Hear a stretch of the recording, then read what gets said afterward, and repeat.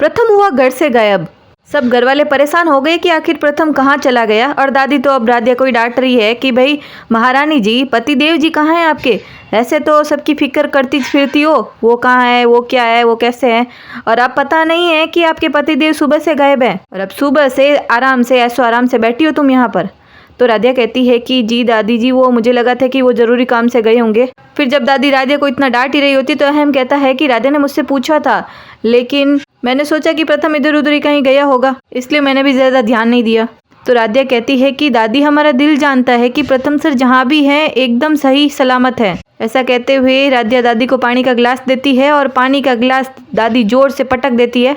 दादी गुस्से में कहती है, चुप हो जा, तुम्हारे इस दिल को मैं ना आग लगा दूंगी, समझी, अगर प्रथम को कोई खरोच भी आई तो। फिर इतने में डोरबेल बजती है और राधिया दौड़ी भागी दरवाजा खोलती है और दरवाजा खोलते ही राधिया के सामने होता है प्रथम। राधिया प्रथम से यही सवाल पूछती है कि आप कहाँ चले गए थे, हम लोग कितनी फिक्र कर रहे थे आपकी। इतने में राधिया देखती है निहारिका को और निहारिका की हालत बहुत ही मड़ियल जैसी होती है।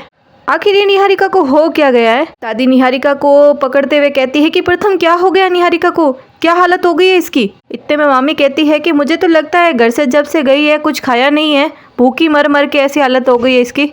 राधिया फिर प्रथम से कहती है कि प्रथम सर, निहारिका आपको ऐसी हालत में कहाँ मिली। इतने में निहारिका नीचे गिरने लगती है और प्रथम उसे संभालता है। प्रथम राधिया का जवाब देना ज़रूरी नहीं मानता है, उससे पहले निहारिका को संभालता है और फाइनली प्रथम निहारिका को गोदी में उठा लेता है और दादी से कहता है कि मैं इसे रूम में छोड़कर आता हूँ। फिर प्रथम निहारिका को रूम में छोड़ने के लिए जाता है और राधिया मनी मन सोचती है कि निहारिका जी ऐसी हालत में और कहाँ मिली प्रथम सर को। फिर प्रथम निहारिका को रूम में छोड़कर वापस आता है और सब घरवालों से कहता है कि निहारिका ने सुसाइड करने की कोशिश की थी। ये सुनकर सब घरवाले शॉक्ड हो जाते हैं। फिर प्रथम जैसे ही आता है सब घर वाले बहुत ही परेशान होकर प्रथम से पूछते हैं। ओमकार जी कहते हैं कि प्रथम ये सब क्या चल रहा है, और दादी कहती है कि निहारिका के हाथ में कैसी पट्टी बंदी है प्रथम, हमारा तो दिल बैठा जा रहा है, जल्दी बताओ।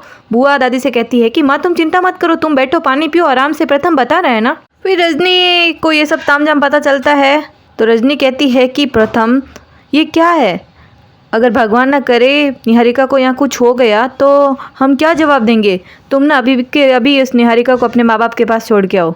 रजनी को बार बार चक्कर आ रहा होता है ये सब बातें करते हुए। तो प्रथम कहता है कि माँ अभी तक बिल्कुल ठीक नहीं हुई है, आप बैठिए आराम कीजिए। आखिर निहारिका ने ऐसा किया क्यों है? जब राधिया ने सच्चाई सामने लाई निहारिका की तो निहारिका ने सोचा कि ऐसे तो मैं पूरी दब ही जाऊंगी, तो उसने ये नया ही कांड रच दिया है सुसाइड वाला। अब ये भी मेरे को तो झूठा ही लग रहा है, आपको क्या लग रहा है कमेंट में बताना। एक्चुअली दिखाया ये गया है कि निहारिका हॉस्पिटल में एडमिट होती है, जिसने सुसाइड करने की कोशिश की, पुलिस केस और बन गया और डॉक्टर वगैरह सब प्रथम को बुलाते हैं और निहारिका बेहोशी की हालत में ही कह रही होती है, प्रथम तुम मुझसे इतना दूर क्यों चले गए, तुम्हें मुझ पर भरोसा नहीं है, राधिया ने इतना बड़ा इल्ज़ाम लगाया मुझ पर और तुम बिल्कुल चुप रहे, इससे अच्छा तो मैं मर ही जाती, तुम्हें मुझ पर बिल्कुल भरोसा नहीं है प्रथम, वो मुझ पे झूठा इल्ज़ाम लगा रही थी प्रथम, अब नहीं जीना है मुझे, नहीं जीना। प्रथम निहारिका की ऐसी हालत देखकर बहुत घबरा जाता है और डॉक्टर कहते हैं कि ऐसे सुसाइडल केस में हम पेशेंट्स के जख्म तो भर सकते हैं, लेकिन उनके लिए सबसे खतरनाक शख्स वो होता है जो और जिनके चलते उन्होंने ये कदम उठाया। और डॉक्टर चेतावनी देते हुए कहते हैं कि कुछ ही देर में इन्हें होश तो आ जाएगा, लेकिन आपको इनका पूरा ख्याल रखना होगा, क्योंकि अगर इनको सुसाइडल थिंक अगली बार आ गई तो हमें इसे बचाना नामुमकिन रहेगा। प्रथम कहता है कि नहीं ऐसा कुछ नहीं होगा। तो डॉक्टर कहते हैं कि देखिए एक घटना से इंसान पर कोई फ़र्क नहीं पड़ता है, लेकिन छोटी छोटी ऐसी घटनाएं काफ़ी हो जाती है तो वो एक बड़ा रूप ले लेती है, और जो इंसान के दिमाग पर इतना हावी हो जाती है तो फिर वो ऐसा कदम उठा लेते हैं। और डिप्रेशन कभी चेहरे पर नज़र नहीं आता है मिस्टर प्रथम, आपको इनका बेहद खास ख्याल रखना होगा। अब लग ही रहा है कि निहारिका ने डॉक्टर को भी खरीद ही लिया है, आपको क्या लगता है ज़रूर बताना। और इतने में पुलिस भी आ जाती है। पुलिस कहती है कि मिस्टर प्रथम, हमने थोड़ी देर पहले जब इनको होश आया तो बयान लेने की कोशिश की थी, लेकिन उन्होंने मना कर दिया, लेकिन मेरी नज़र आप पर रहेगी। ये पूरा वृत्तांत प्रथम ने सब घर वालों को सुनाया था कि निहारिका ने सुसाइड का प्लान किया था, इसीलिए मैं सब काम छोड़कर चला गया। दादी कहती है तुमने बहुत अच्छा किया प्रथम, अरे डॉक्टर सही बोल रहे थे, बेचारी इतने दिनों से पता नहीं क्या क्या सह रही थी। मामी कहती है कि लेकिन दादी वो तो बहुत खुश रहती थी और हम में से किसी ने कुछ नहीं कहा उसे। दादी कहती ऐसा नहीं है, वो खुश होने का नाटक करती थी ताकि उसे देखकर कोई परेशान ना हो, पागल कहीं की। प्रथम से वो बहुत प्यार करती है, उसे अपना जीवन साथी बनाना चाहती थी, लेकिन ना ही उसे प्यार मिला और ना ही उसका प्रथम जीवन साथी बना। अपने प्यार को किसी और के साथ देखकर इतना कोई आसान थोड़ी होता है। तो रजनी कहती है कि माँ जी, निहारिका कोई बच्ची थोड़ी ना है, अब जो सच है सबके सामने है। और राध्या और प्रथम की शादी को तो महीने हो चुके हैं, और प्रथम तुम्हें पता है कि उसने सुसाइड करने की कोशिश की और तुम उसे घर लेकर आ गए। और भगवान ना करे उसे यहाँ पर कुछ हो गया तो बात पूरे परिवार पर आ जाएगी। तुम ना एक काम करो, उसे अपने माता पिता के पास छोड़ आओ, ये उनकी जिम्मेदारी है, वो संभालेंगे। प्रथम कहता है कि माँ आप अभी भी बिल्कुल ठीक नहीं है, आपको रेस्ट की जरूरत है, आप यहाँ बैठिए। मैंने ना निहारिका के डैडी को कॉल करने का ट्राई किया, लेकिन कॉल हो ही नहीं रहा था, लग ही नहीं रहा था। अब दादी फिर से राध्या पर टूट पड़ती है और कहती है कि देखा, ये सब निहारिका की हालत तुम्हारी वजह से हुई है, और तुम्हारे कारण क्या कर दिया है निहारिका ने।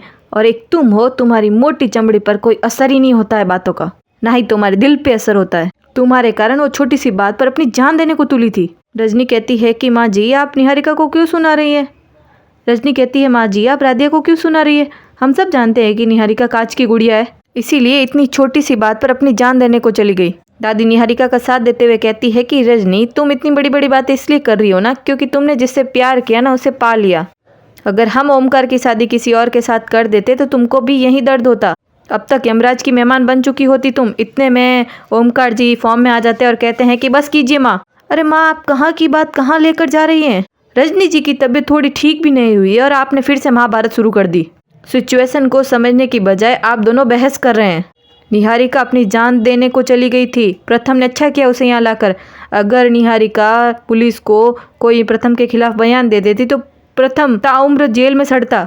अहम भी कहता है कि प्रथम के ऊपर कोई केस हो जाता तो हमारे बिजनेस पर भी बहुत असर पड़ता। और फिर आखिरकार ओमकार कहते हैं कि निहारिका पूरी तरह से ठीक नहीं हो जाती दिमागी रूप से, तब तक हमें सबको उसका ख्याल रखना होगा। इतने में निहारिका लड़खड़ाते हुए आ रही होती है सीढ़ियों से। प्रथम उसे जाकर संभालता है और निहारिका कहती है कि प्रथम मुझे यहाँ क्यों लेकर आए, मुझे यहाँ से जाना है, मैं यहाँ नहीं रुकना चाहती। ऐसा कहते हुए निहारिका राध्या से जाकर टक्कर मारती है और राध्या नीचे गिर जाती है, लेकिन निहारिका को प्रथम संभाल लेता है, उसे गिरने नहीं देता है।